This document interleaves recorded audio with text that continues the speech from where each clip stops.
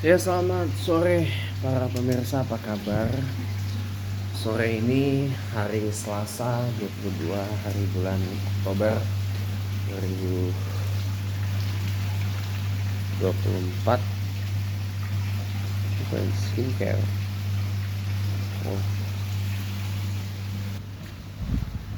Ya, pemirsa, sore ini kita bicara tidak jauh-jauh dari pasca terbentuknya kepresidenan Pak Prabowo Subianto, maaf, dan kewakil presidenan Mas Gibran Rakabuming Raka. Saya nggak kurang cocok panggil beliau Pak ya, karena beliau masih 37 tahun, masih muda. Jadi saya manggilnya Mas aja. Kewakil presidenan Mas Gibran Rakabuming dan terbentuknya kabinet merah putih yang menuai sorotan tajam dari mulai publik sampai dengan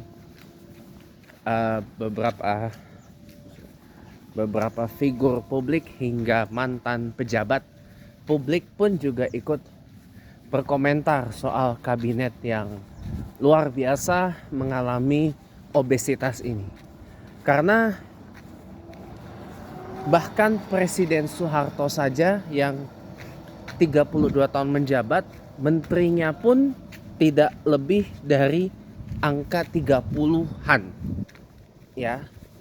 Kalau di era reformasi ini bahkan kabinet pembangunan keberapa gitu di era Presiden Soeharto yang jumlah menterinya ada 38.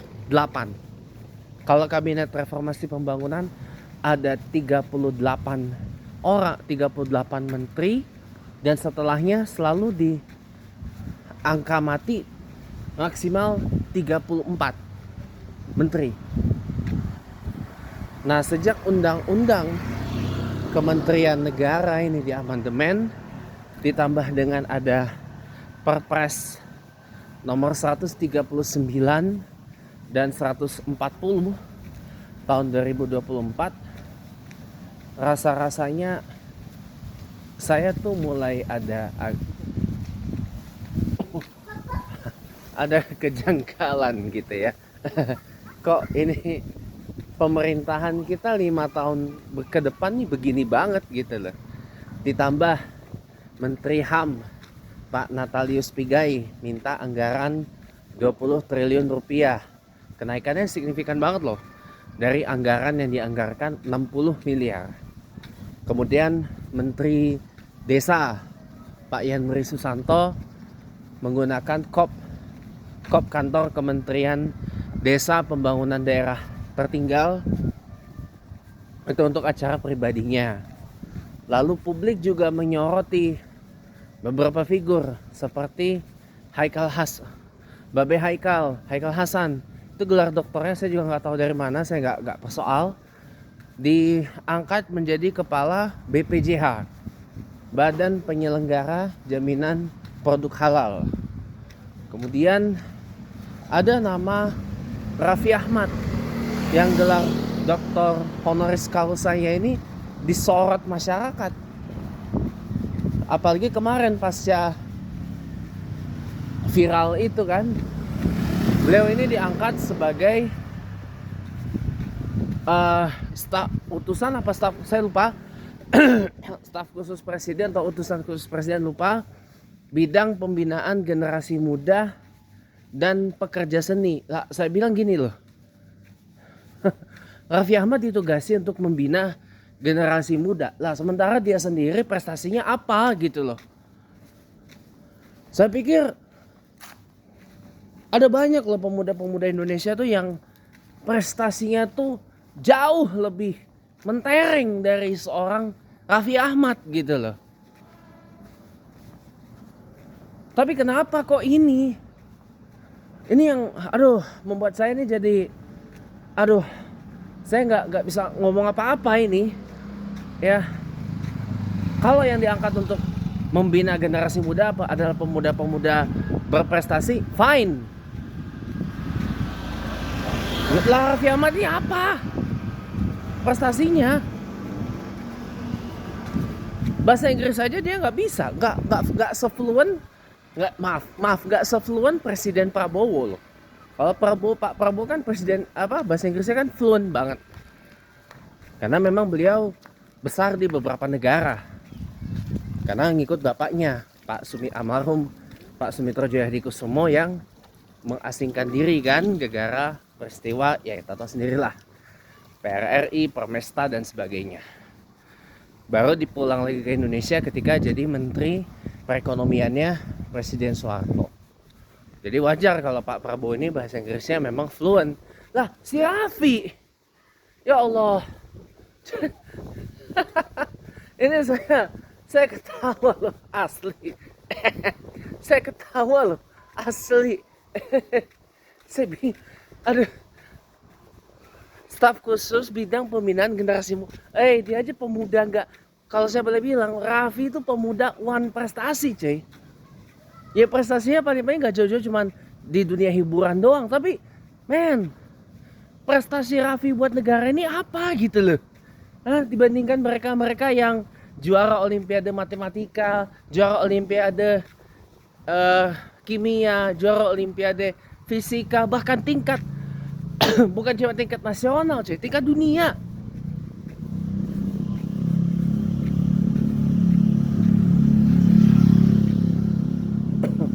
Atau nama-nama pemuda-pemuda Indonesia yang hebat-hebat lah, yang mengharumkan nama Indonesia di mata dunia kayak Rio Haryanto, Sean Gelael, ya, Sean Gelael, terus ada banyak lagi. Kenapa nggak itu yang di pick?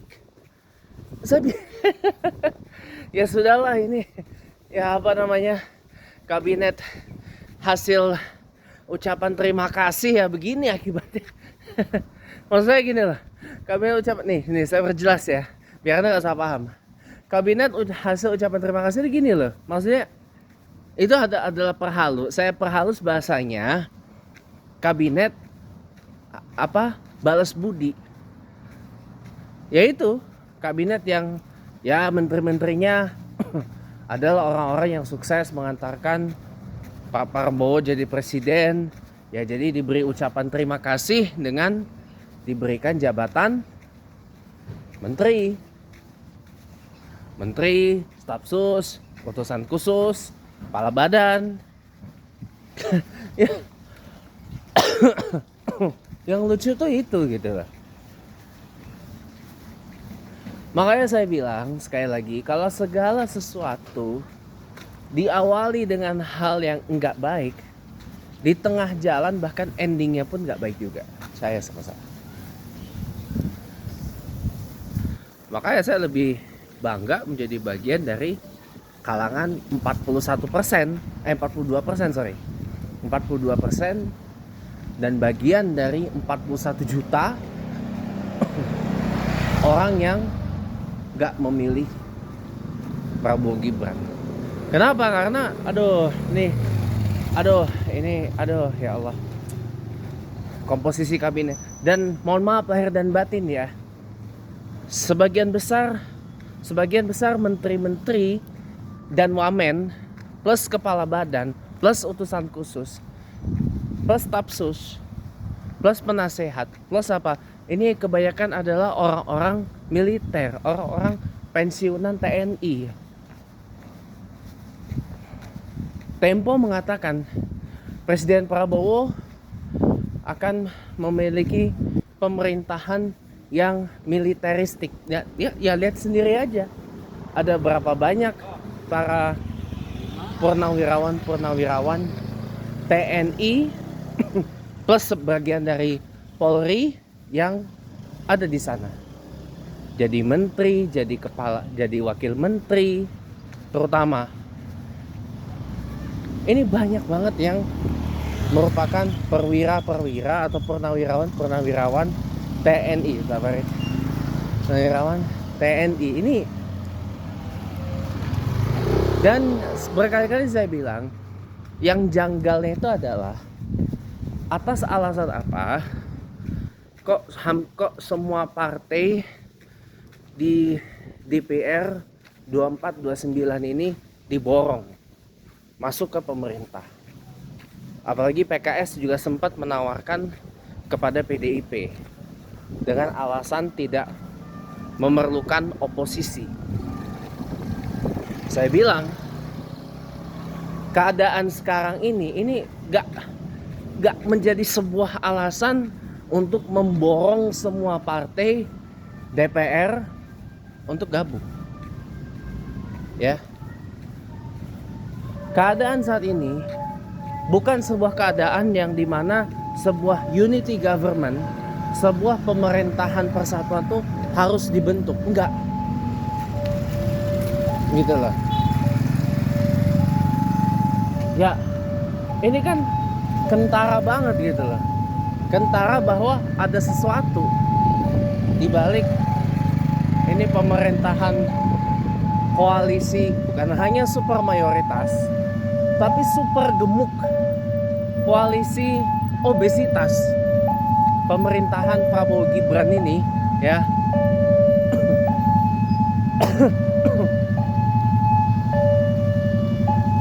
Dan saya sangat berharap apapun itu nanti tanggal 24 Oktober putusan dari Petun, ya, saya tentu berharap supaya tetap PDIP itu nggak masuk. Kalau sampai PDIP masuk, wassalam. Ini bukan Indonesia yang saya mau. Aduh, men, keadaan sekarang, sekali lagi saya bilang, keadaan sekarang, saya berulang kali bilang, keadaan sekarang ini nggak menjadi sebuah alasan untuk dibentuk sebuah unity government, sebuah pemerintahan persatuan. Kenapa? Karena kita nggak diguncang krisis yang gede banget.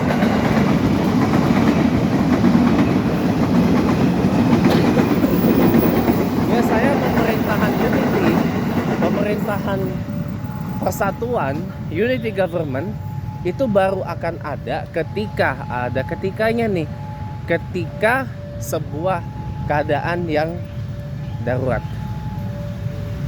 Misalkan bencana alam, negara sedang dalam perang kayak sekarang nih di Israel dan Palestina.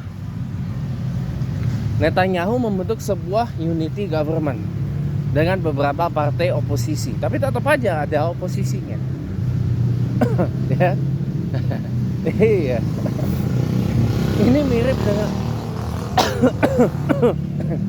keadaan ini mirip dengan Israel di era Perdana Menteri Naftali Bennett yang mengalahkan Likud, mengalahkan Netanyahu, melempar Netanyahu ke jatuh lagi. Yang melempar Netanyahu ke kursi oposisi untuk tidak beberapa lama sih. Ya. Ini karena pemerintahan Bennett ini komposisinya adalah partai-partai dari sayap kiri ada, dari tengah ada, dari kanan ada, dari kanan jauh ada, ya kan?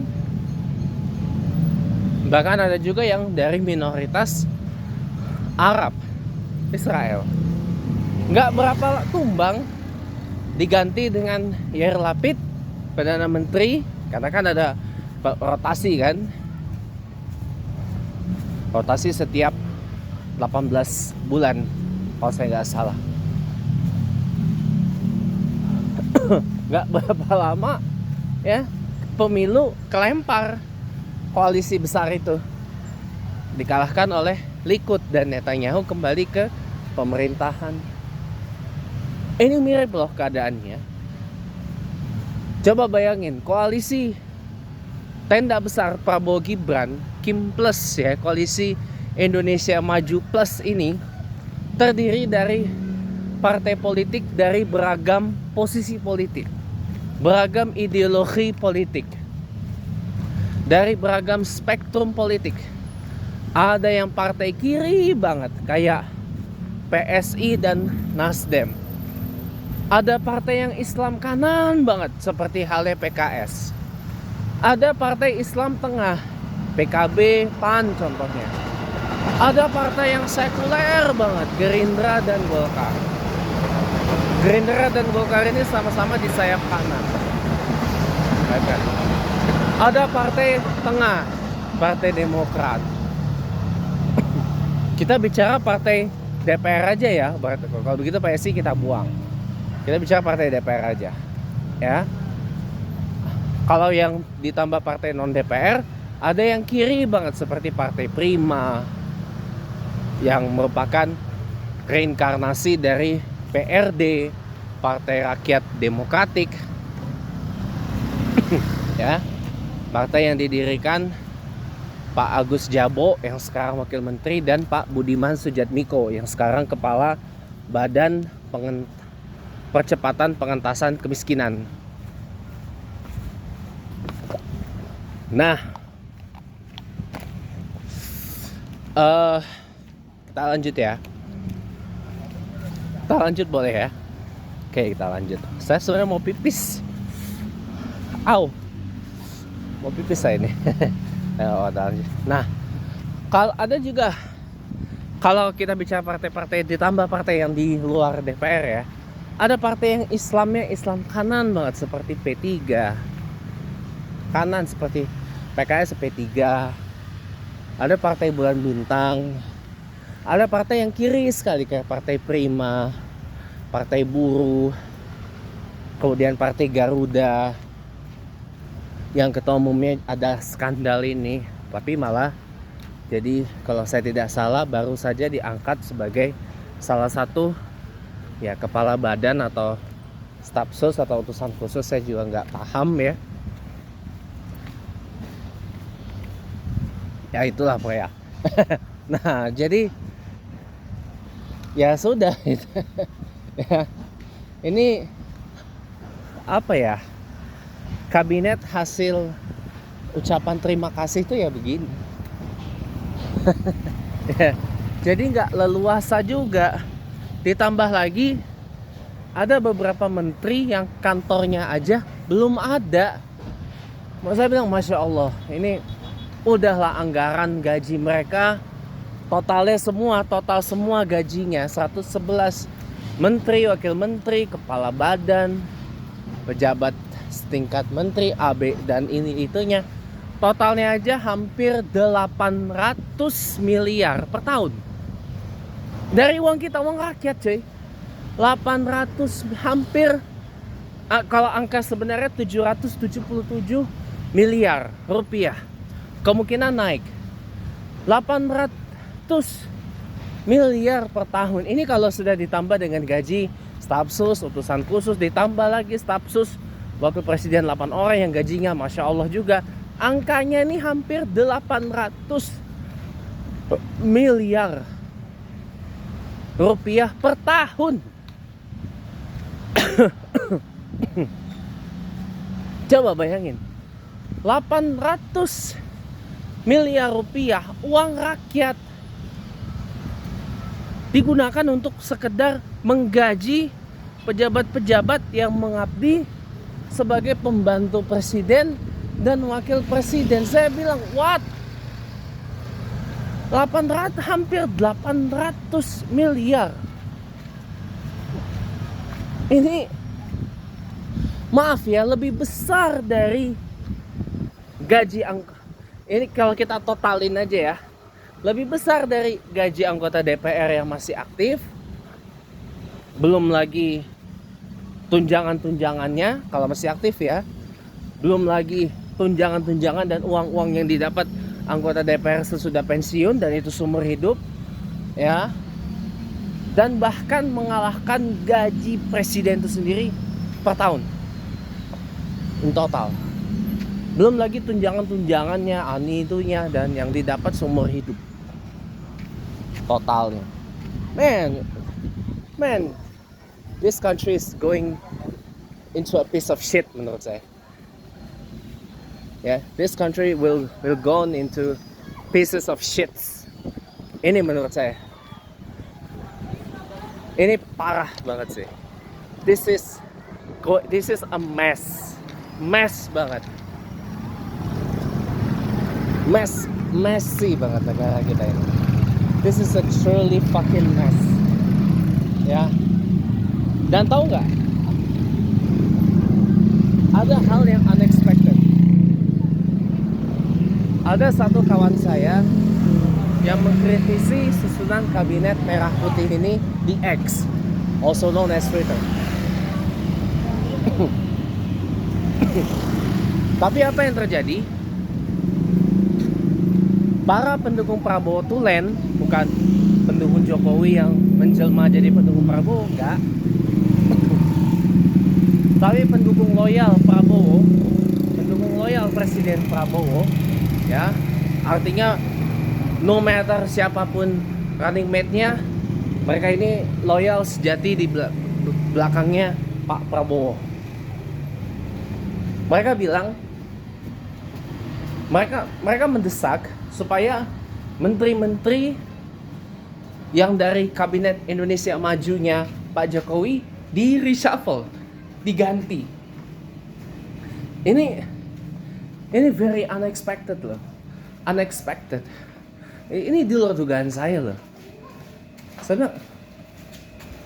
Saya bilang dalam hati, waduh, kalau begini, ya mohon maaf ya. Ini dark consequences banget sih. Apa dark consequences-nya? Setelah saya buang air kecil dulu. Yuk, kita sambung lagi ya kawan-kawan ya.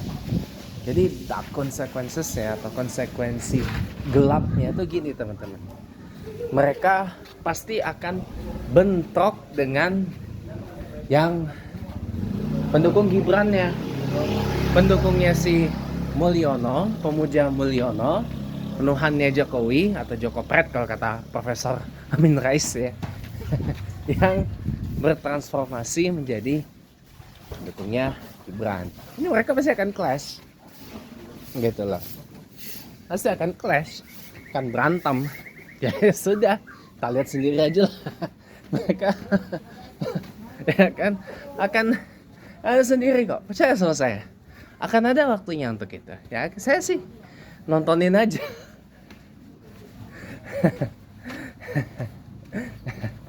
Oke, saya bilang sekali lagi ya. Kalau segala sesuatu diawali dengan hal yang gak bagus, hal yang gak baik, mohon maaf, hasilnya pun gak bagus juga. Jangankan akhirannya, di tengah jalan pun akan banyak banget hal-hal yang gak baik yang akan terjadi. Percayalah, akan ada banyak hal-hal yang terjadi secara unprecedented yang tidak baik. Percaya sama saya. Kalau segala sesuatu itu dimulai dengan hal yang gak baik.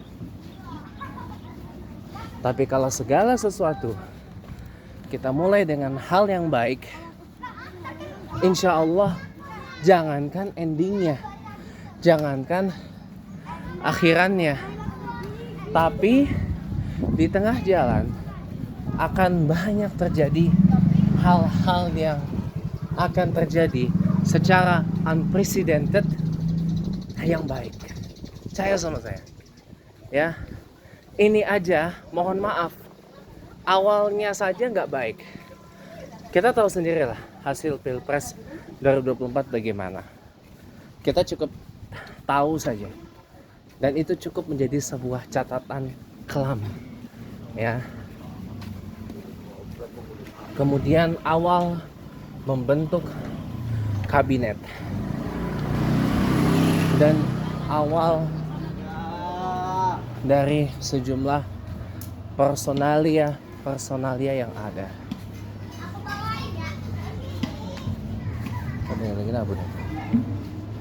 Jadi ada geramnya jadi di sini dulu deh. Yeah, this will be last shortly. Jadi at the end saya cuma mau bilang ya, this is your choice. Ini pilihan dari mayoritas rakyat Indonesia. Ya, terserah sih mau di held into account atau gimana. Tapi yang jelas ya, kalau tidak di held into account, ruin. Ini akan rusak negara kita. Oke, mungkin ini aja dulu. Terima kasih dan sampai jumpa lagi kawan-kawan.